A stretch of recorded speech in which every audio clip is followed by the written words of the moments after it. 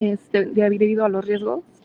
También distorsiona las decisiones del consumo y el ahorro, y además propicia una desigual distribución del ingreso, además de dificultar la intermediación financiera.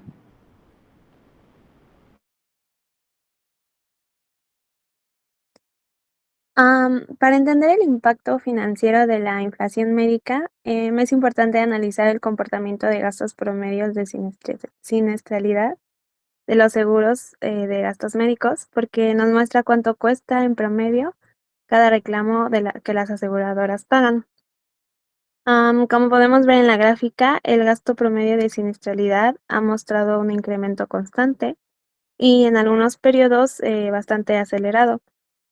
Em, En la pandemia alcanzó niveles históricos con un aumento del 15.7% en 2021.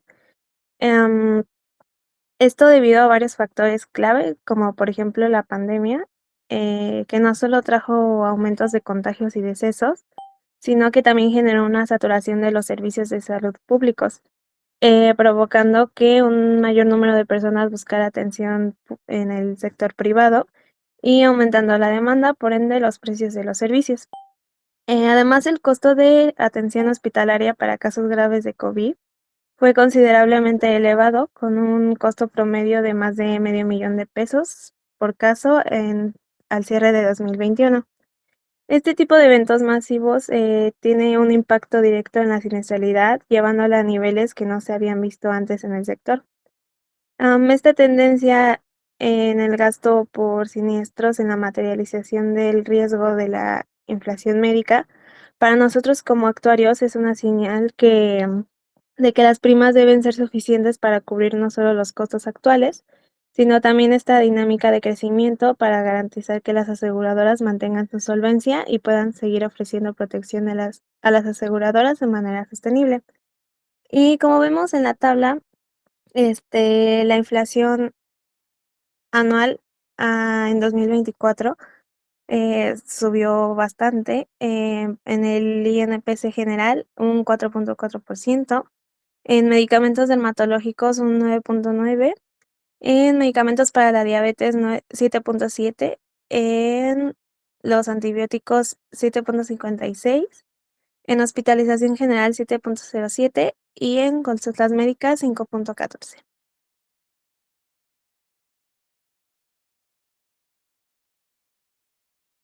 ¿Hay alguna otra fuente de información que hayan consultado que mida la inflación médica? Es interesante lo que hicieron. Sí, Ir Hacienda. directamente a las bases de siniestralidad y con eso darnos una idea de que efectivamente los precios han variado mucho cada año o varían cada año hacia arriba, ¿no? Pero ¿hay alguna otra fuente de información que consultaron para observar que la inflación médica es superior varias veces a la inflación general? Justo observamos en INEGI y en Hacienda. ¿Podemos ir a esa parte, por favor? Porque ya va a empezar el otro equipo.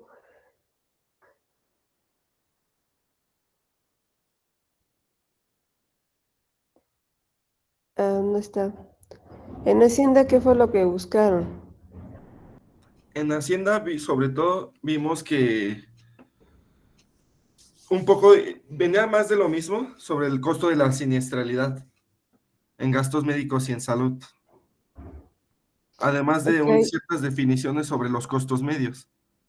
Hay otras fuentes de información, hay documentos que publican las asociaciones de salud en Estados Unidos sobre todo, y en México hay una compañía de seguros y de reaseguro, Aon, AON, Aon, que publica, no sé con qué frecuencia, pero publica y mide la inflación médica. Es importante que consulten esos documentos. Sí, profesora. ¿De acuerdo? Sí. Muy ¿Cómo bien. puede deletrear? AON. AON. Gracias. AON de niño. Ujú. ¿Qué es son los consultores de administración de riesgos o...? Sí, esa compañía es reaseguradora y creo que tiene una rama de seguros. ellos publican, bueno, no solo publican, miden, dan seguimiento muy cercano a la inflación médica. Busquen documentos que hayan publicado ellos Sí, respecto a este tema. Van a encontrar información. sí, gracias. Muy bien, creo que va bien el equipo. A mí me parece importante que nuevamente comentar que no solo es lo que haya comentado Hacienda con un solo índice o el INEGI con varios índices, sino hay que tener una base más amplia para poder concluir que efectivamente los servicios médicos privados pues son un monopolio, ¿no? Que ellos se rigen con sus propias reglas y definen sus propios precios con independencia del Índice Nacional de Precios al Consumidor. Y por ahí pido que siga la investigación, jóvenes, pero creo que van muy bien. Sí, gracias. Bueno, entonces, por favor, seguimos con el equipo 12. Son 15, ¿verdad, Diana? 14. 14. Ok, equipo 12. Yo, hola, buen día. ¿Se me escucha bien? Alexei. Sí. Voy a presentar por pantalla.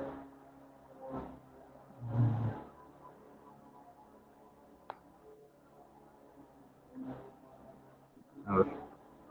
¿Sí se ve bien? ¿Sí se me escucha bien? No, no se ve nada. ¿No?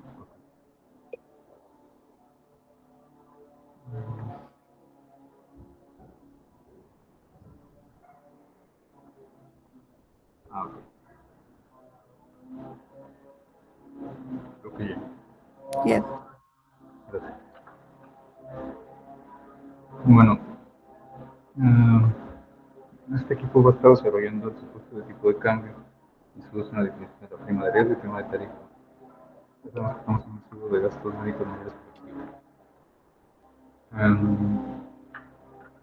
A grandes rasgos, tenemos como hipótesis Te que el oímos un dólar poquito mal o un poco lejano del micrófono. no sé si están haciendo afuera, pero lo voy a intentar que se escuche mejor. Ajá. A grandes rasgos estamos con esta hipótesis, que es que el dólar modifica los costos médicos y que el objetivo es conocer el impacto del dólar en un seguro de gastos médicos mayores colectivos. ¿Ese es el objetivo? Sí. ¿O es definir una hipótesis de tipo de cambio y explicar cómo afecta a los costos en gastos médicos? Sí.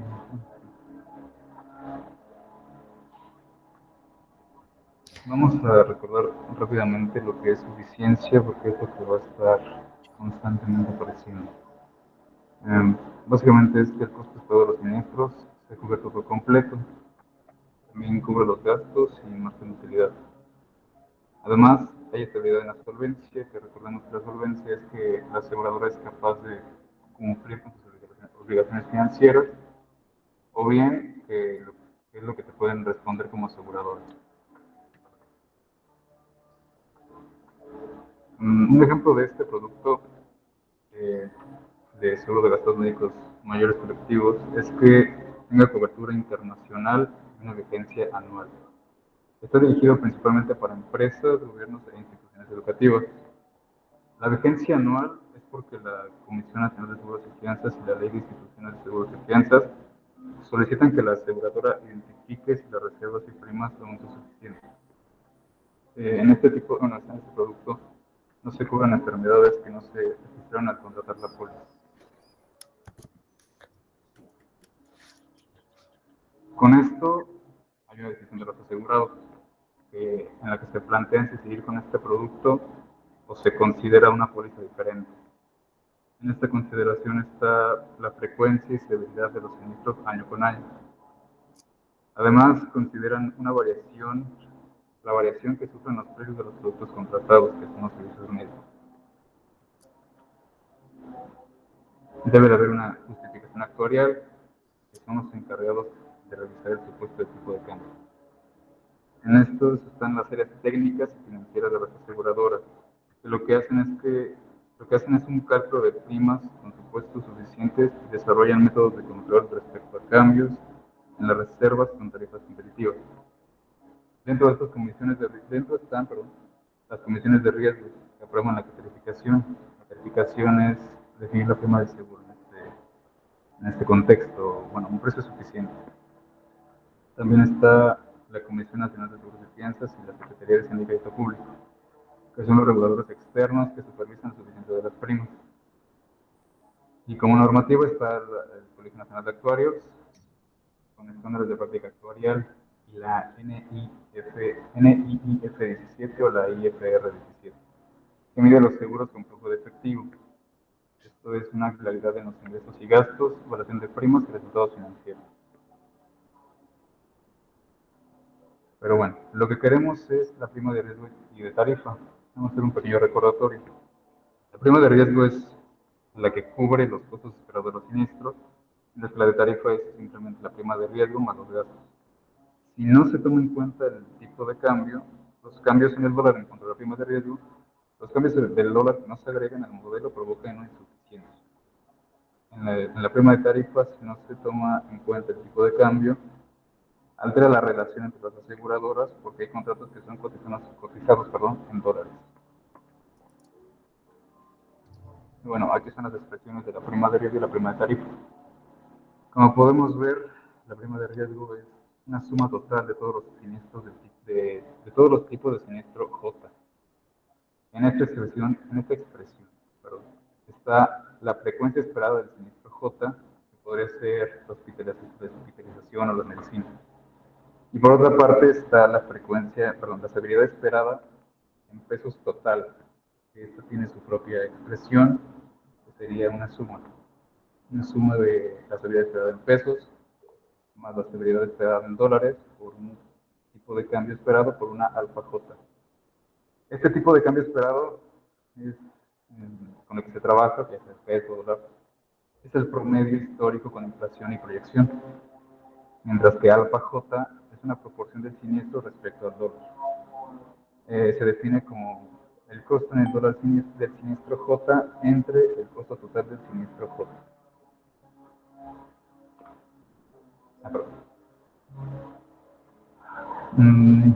Está definida de esta forma porque en la CESA mencionan que para las pólizas en moneda extranjera, la prima de vengada se debe calcular con la prima convertida a pesos, utilizando el tipo de cambio correspondiente.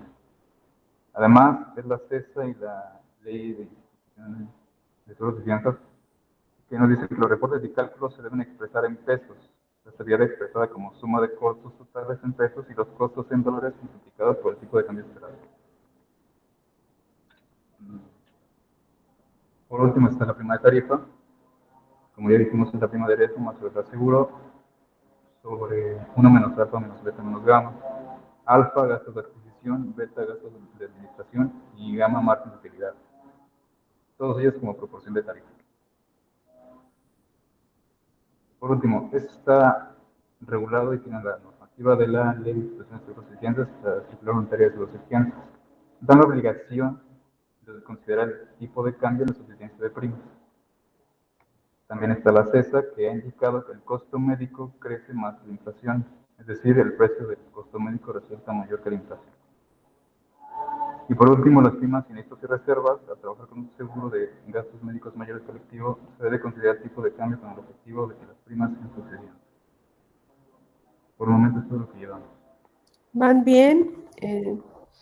Yo tendría cuidado con la estimación del tipo de cambio como el promedio que comentaste, porque sí, es importante que ustedes revelen a través de alguna gráfica cómo han sido los cambios del tipo de cambio y a qué ciclo de la economía corresponden.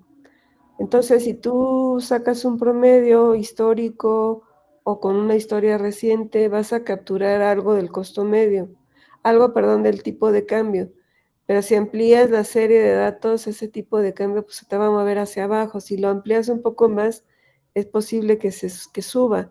Entonces hay que tener mucho cuidado con la manera en que vayan ustedes a proyectar ese tipo de cambio, ¿no? Habría que ver si se puede ajustar alguna curva, algún polinomio, porque si lo logran graficar, que sí hay información para graficarlo, van a ver que tiene varios picos, ¿no? O varias crestas. El tipo de cambio ha tenido varios momentos en que se ha disparado en nuestra historia. Me refiero a una historia reciente del 2000 para acá, ¿no? Y si nos vamos un poquito más para atrás, pues está peor la historia, ¿no? Habría que hacer otras cosas porque hubo un cambio de moneda, cuando se dividieron entre 1000 pesos, etcétera. Entonces habrá que tener cuidado con eso, pero sí hay que ver y entender a qué ciclo de la economía están correspondiendo esos tipos de cambio. Ese sí es cíclico, o sea, sí es una cuestión que va vinculada directamente con indicadores macroeconómicos, ¿no? Es un indicador macroeconómico el tipo de cambio. Pero creo que va bien el equipo. Hay que meterse más en esa parte que es justo la hipótesis de ustedes. Me parece interesante la parte final, esta lámina que dejas a la vista. Es interesante lo que estás diciendo. Me gustaría que indagaran un poquito más en las coberturas. ¿Qué cobertura es la que podría verse afectada directamente por el tipo de cambio? ¿No? Ok. O que se comercialice en dólares y se paga en pesos, ¿no? Ujú. ¿De acuerdo? Está bien, muchas gracias, Rosario. A ustedes, jóvenes. Va bien este equipo. Ok, el equipo 12, ¿no? 13. 13, Ah, perdón.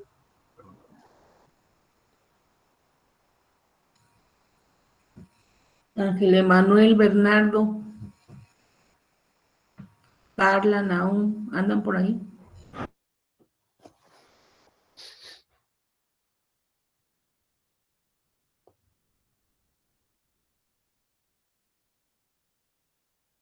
¿Ya se ve? Sí, bueno, se ve la foto de todos, pero no se ve tu pantalla. Ya, nada más amplíalo un poquito para que...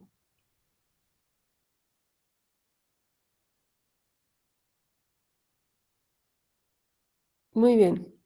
Sí, ya puedes empezar. Sí, ya se ve. No sé por qué lo hicieron en blanco y negro, todo se ve medio tétrico, pero está bien. Ah, sí, bueno, Fabián, ¿puedes subirle, por favor, la primera? Ah, sí, nosotros nos tocó desarrollar, bueno, la prima de riesgo con base en información estadística de gastos médicos, pero mayores colectivos. Este, el objetivo, se tiene como objetivo establecer las bases técnicas y metodológicas para la determinación de la prima de riesgo del producto de gastos médicos mayores, pues a partir de la información estadística observada en los diversos años de experiencia. Y nuestras características del seguro, pues es eso, que es en contratación, pero no individual, sino de un grupo de personas.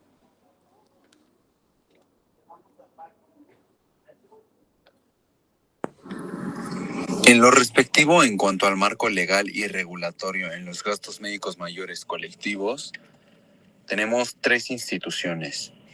La Ley de Institución de Seguros y Fianzas, la cual está encargada de regular las operaciones de las aseguradoras en México, establece los requisitos de solvencia, reservas técnicas y supervisión a cargo de la Comisión Nacional de Seguros y Fianzas y busca proteger al asegurado garantizando que las aseguradoras cuenten con la capacidad financiera para cumplir sus obligaciones.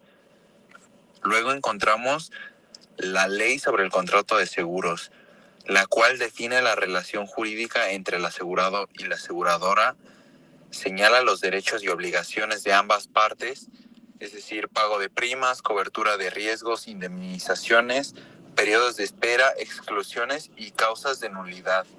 Asimismo, garantiza que el contrato sea claro, equitativo y con seguridad jurídica. Por último, está el reglamento del seguro de grupo y colectivo, el cual regula la operación de seguros colectivos vida, accidentes y enfermedades, define cómo deben de celebrarse los contratos colectivos, la designación de los beneficiarios y el manejo de certificados individuales. Por último, busca uniformidad y protección a los asegurados, dentro de planes colectivos.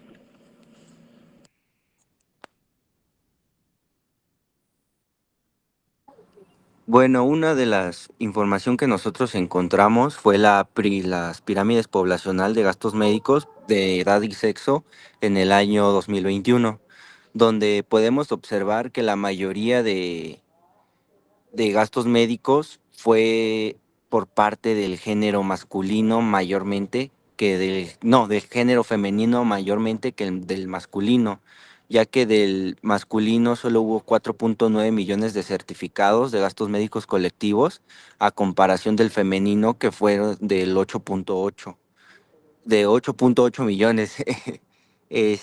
También el mayor número de certificados correspondió a la aseguradora MetLife. ¿Pero qué más ves en esta distribución poblacional, Ángel? Ah, sí, Fabián, ¿me puedes subir? Que la mayoría que donde se encuentran donde expidieron más certificados fue a la edad de 35 a 39, donde tenemos la mayor de 30 a 34 y de ahí le sigue el de 25 a 29. O sea, entre el rango de edad de 25 a 39 fue donde más expidieron los certificados para tanto hombres como para mujeres. En esa media tenemos Ok, los ahora mayores. díganme, este equipo, ¿por qué hay aquí edad de menores? ¿Qué es lo que ofrece un producto colectivo? Es que también, bueno, ese colectivo, si no mal recuerdo, también puede cubrir a los niños en estos casos. Bueno, a A los los niños de niños, los como, ¿qué trabajadores. figura juegan los niños? Mm, ¿Qué son los niños? Pues según yo, son los hijos de los trabajadores en este No son caso. los dependientes económicos, ¿sí? Ajá, sí, Entonces se crea una colectividad también chiquita, que es la familiar, ¿no? Este tipo de seguros colectivo, dentro de todas las virtudes que le da a un trabajador o ventajas que le da a un trabajador es la protección al trabajador y puede extenderse a su familia. ¿De acuerdo? sí, profesora. Muy bien, síganle. Sí, bueno, nosotros encontramos que las instituciones que mayormente participan en esto de gastos médicos colectivos fueron un total de 5, siendo GNP la más alta, de ahí sigue AXA, luego MetLife, luego Seguros Monterrey y hasta último Atlas. Estas son las que más certificados expiden. ¿Son certificados o Ah, no, es es prima, ¿no? prima. Sí, sí, sí, perdón. Ok, los certificados, que me imagino que lo que quieres decir cuando hablas de certificados es la cantidad de asegurados, ¿no? Sí, Porque es un así es. certificado por persona. Y Sí, un dependiente económico también es un asegurado, ¿no? sí. Ok, pero generalmente la métrica más adecuada, pues, para definir quién tiene mayor participación de mercado, que es lo que estás intentando decir, pues es con base a las primas emitidas, ¿no? Sí, No tanto a la cantidad de asegurados. ¿Sí estás de sí, acuerdo? sí, profesora. Ok, adelante, por favor. También encontramos las principales causas de reclamación de los gastos médicos, donde el número A de ver, espérame, reclamos. espérame, una pregunta, ¿por qué solo muestran datos del 2021? Bueno, es que aquí encontramos como que las tablas, pero en 2021, pero tenemos también, bueno, al transcurso de la semana también hemos encontrado datos de 2017, 18 y 19 de las primas emitidas y de todo lo demás, o sea, como que igual Pero si tenemos. vas a la página de la comisión, hay reportes financieros de las compañías de seguros hasta 2024. A ver, ojo aquí con 2021, y ya lo habíamos comentado en la clase.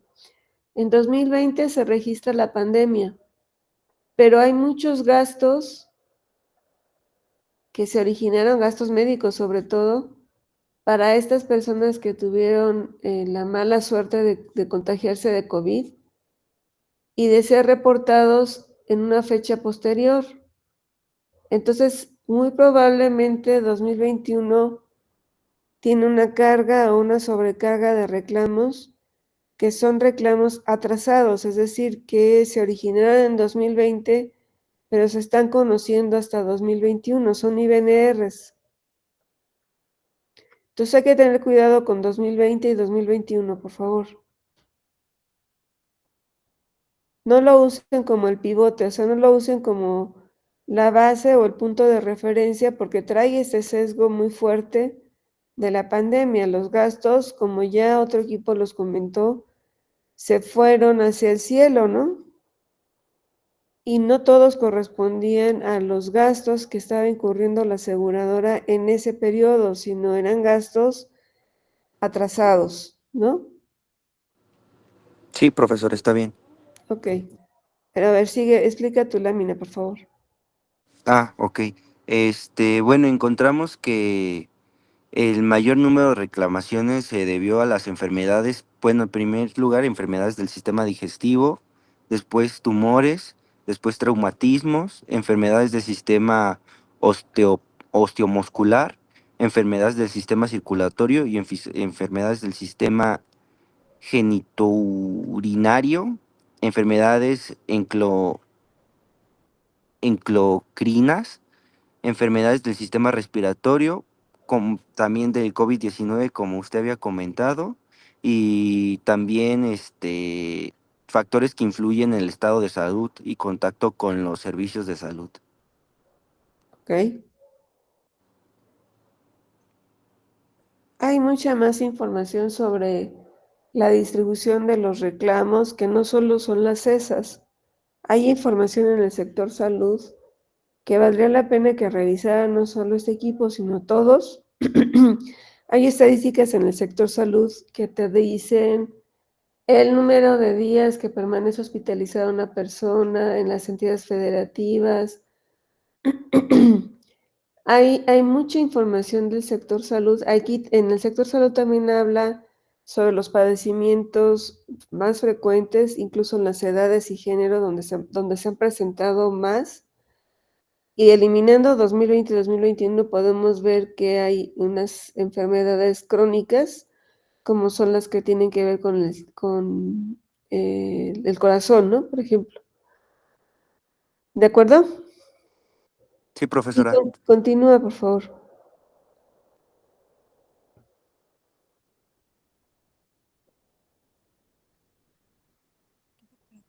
Cinco aseguradoras que ofrecen seguros de gastos médicos mayores colectivos, que serían GNP, Sura, Mapfre, MedLife y Atlas. Vamos a revisar los 4 aspectos clave que fueron beneficios, exclusiones, rango de edad y renovación. En cuanto a los beneficios, todos cubren lo esencial que serían hospitalización, cirugías, medicamentos y estudios. Pero cada una es diferenciada. Por ejemplo, GNP incluye orientación médica por teléfono y videollamadas sin costo. Sura agrega servicios dentales, visión y asistencia funeraria, mientras MAPFRE permite el pago directo en el hospital y tiene una cobertura internacional limitada. MedLife tiene diferentes niveles de protección, lo que le da más flexibilidad, y Atlas amplía la cobertura con maternidad y algunos procedimientos especiales. Por lo que podemos ver que aunque la base es la misma, cada una busca diferenciarse con un beneficio adicional.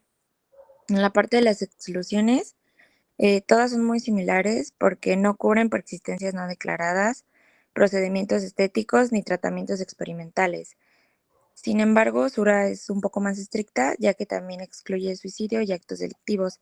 En el caso de Atlas, incluye periodos de espera para ciertos procedimientos, lo cual retrasa la cobertura. Esto significa que, aunque parezcan iguales, hay aseguradoras con criterios un poco más restrictivos.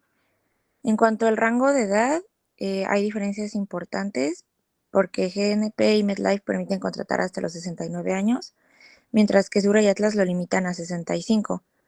Mapfre incluso es más bajo, con 64 años. Entonces, lo que vemos es que GNP y MetLife dan más oportunidad a colectivos con trabajadores de mayor edad. En la renovación, MetLife y Atlas ofrecen renovación vitalicia mientras se pague la prima o se cumplan requisitos de antigüedad. Mapfre, como ya lo mencionamos, lo renueva hasta los 69 años, mientras que GNP y Sura requieren aceptación previa en cada renovación. Esto hace que MetLife y Atlas nos ofrezcan mayor certeza de continuidad a largo plazo.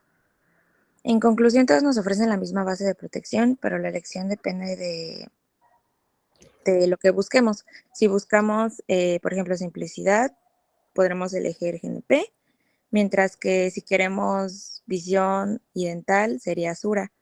Si nos interesamos en la cobertura internacional, pues nos iríamos por Mapfre, y si queremos renovación vitalicia, pues destacamos en MetLife y Atlas. ¿Cuál es la diferencia, Vale, de dar una renovación garantizada o un plan vitalicio, como lo dijiste, que eso me llama la atención? ¿Atlas lo dice plan vitalicio o dice renovación garantizada? En Atlas decía vitalicia, ¿no? Creo. Ok. ¿Qué diferencia hay entre que sea vitalicia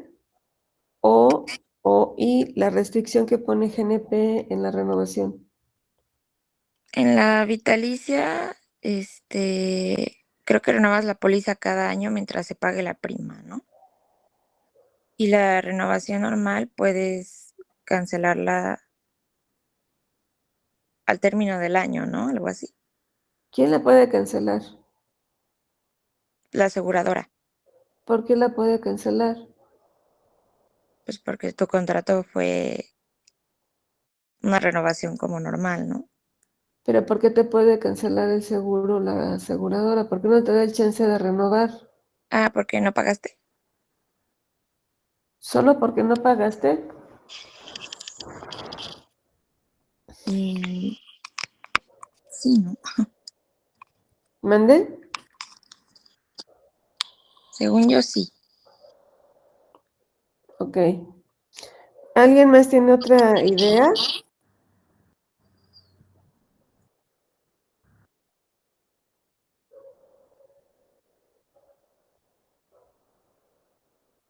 ¿Nadie?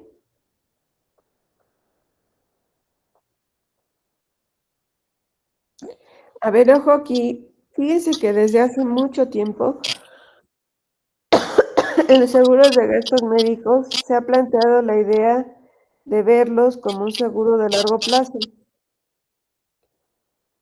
¿Cuál es la intención? La intención es que las primas que vamos cobrando cada año sirvan para hacer un fondo, que es decir, una reserva matemática.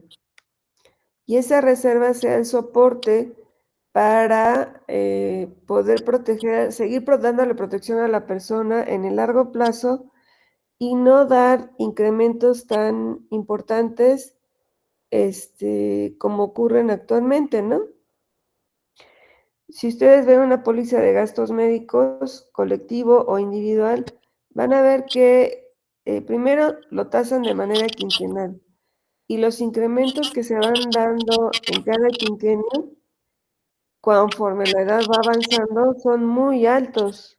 Hay brincos muy importantes en la prima. Entonces, si yo veo un seguro de largo plazo, ¿qué buscaría? Nivelar la prima. ¿Están de acuerdo? Y muy probablemente en edades tempranas esa prima va a resultar cara, pero eso le va a permitir a la aseguradora crear una reserva para lo que sirve la reserva en un seguro de largo plazo, para poder pagar los momentos en que la prima neta nivelada queda por debajo de la prima de riesgo. ¿Están de acuerdo?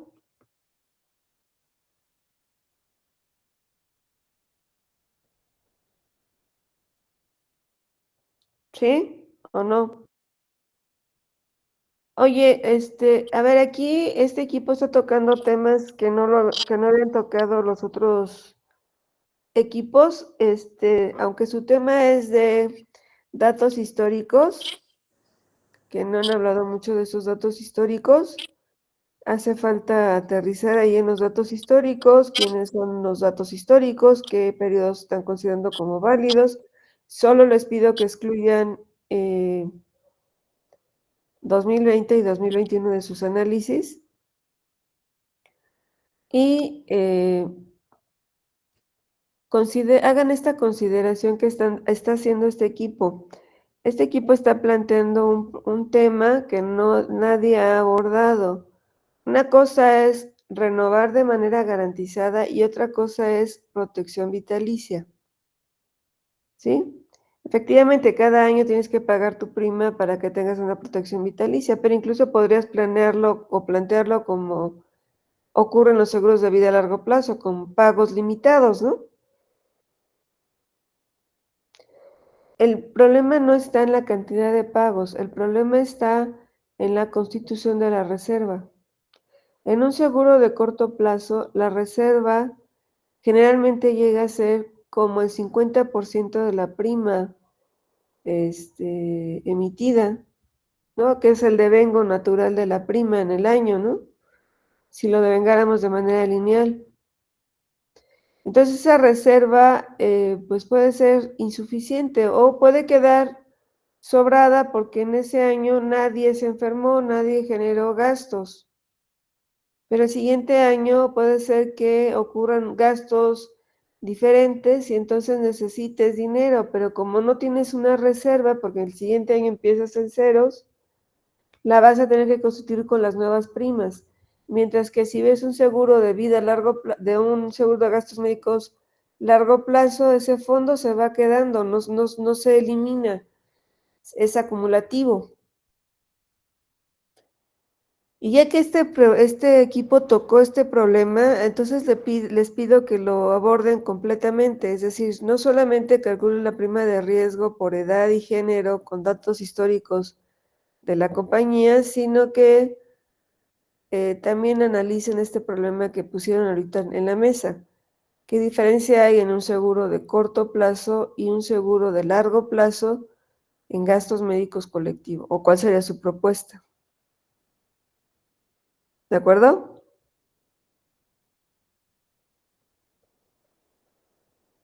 Sí. Muy bien. Último equipo. Sí.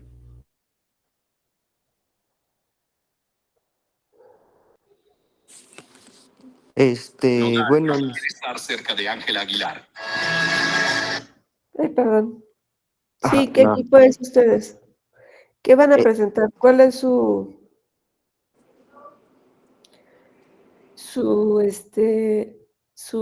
hipótesis, equipo 14?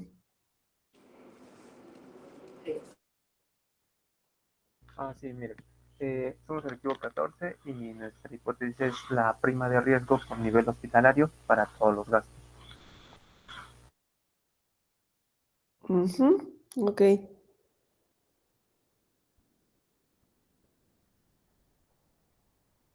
Sí, buenos días. Primero hablaré acerca de qué consiste nuestro proyecto, ya que llevaremos a cabo el cálculo de la prima de riesgo en cada uno de los niveles hospitalarios para todos los gastos, ya que la utilización de los servicios de salud y los gastos médicos cambian de manera importante según el tipo de hospital en el que se atiende el asegurado. Por ello es importante mencionar primero que es un seguro de gastos médicos mayores.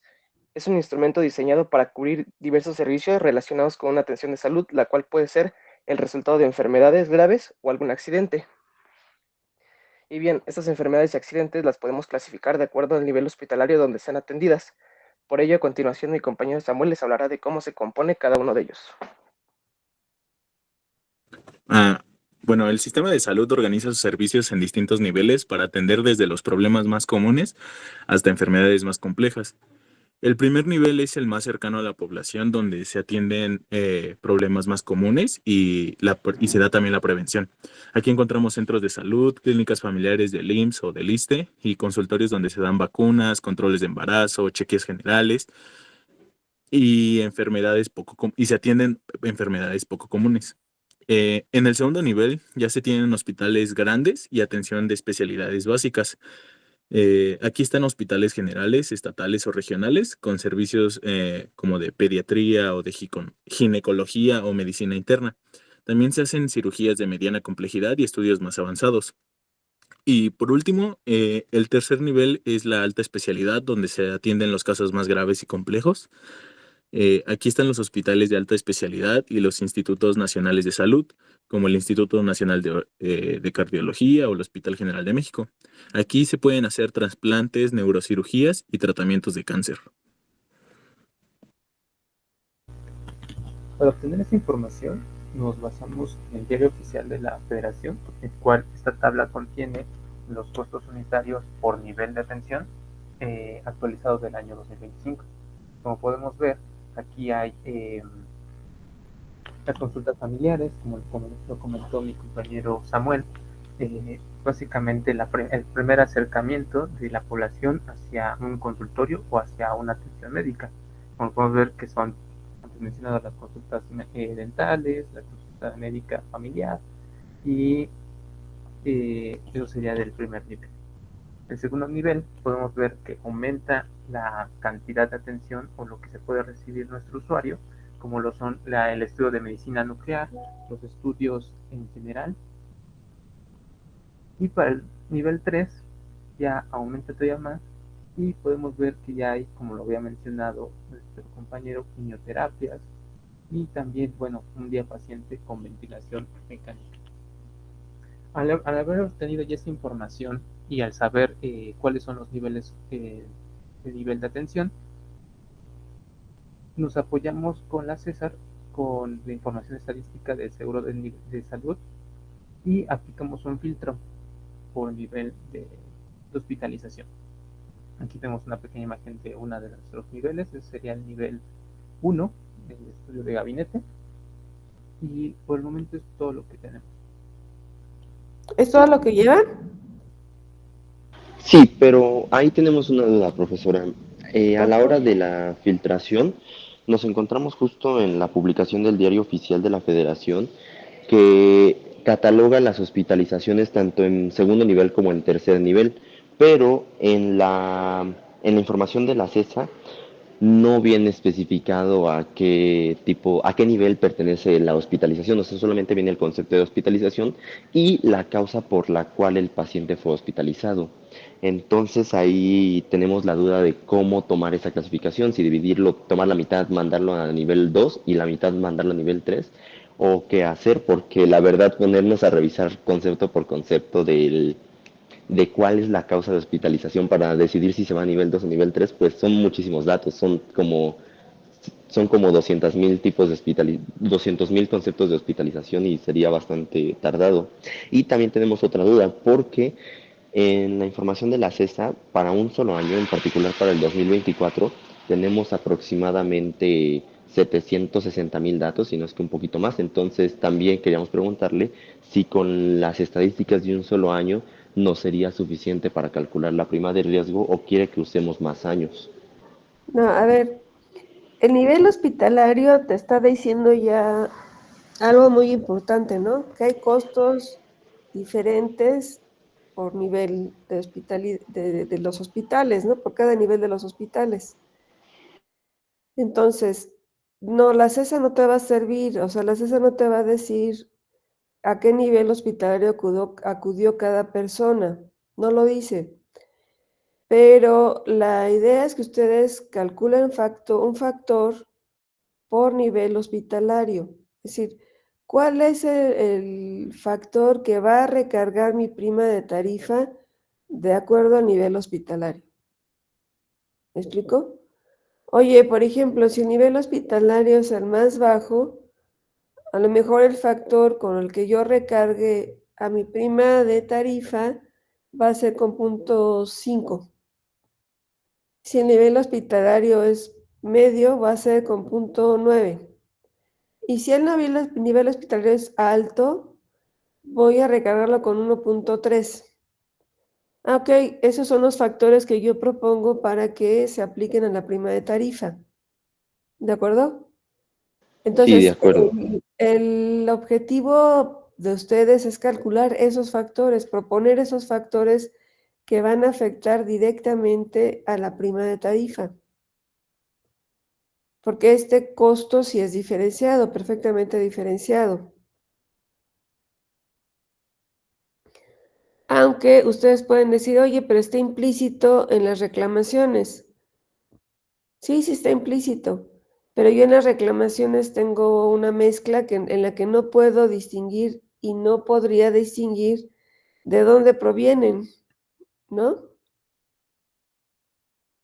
Sí, es cierto, justo nos encontramos con ese problema.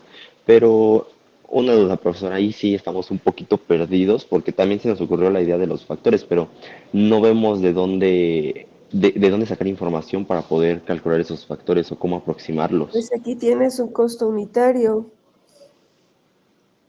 O sea, podemos usar bueno, no nuestra, más bien podemos usar la información publicada por el Diario Oficial de la Federación y a partir de ello generar los factores con los costos que se dan ahí.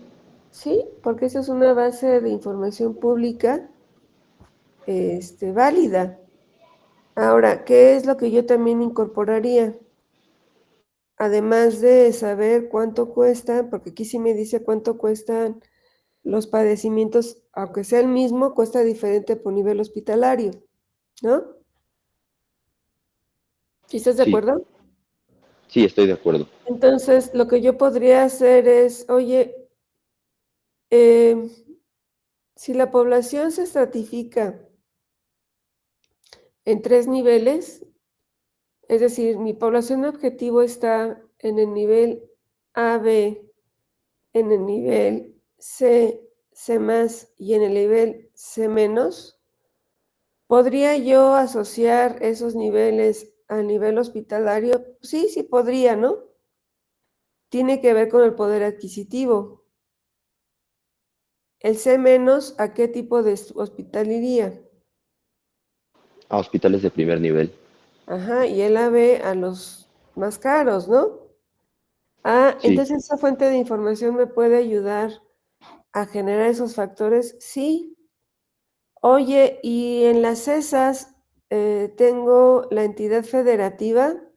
Sí.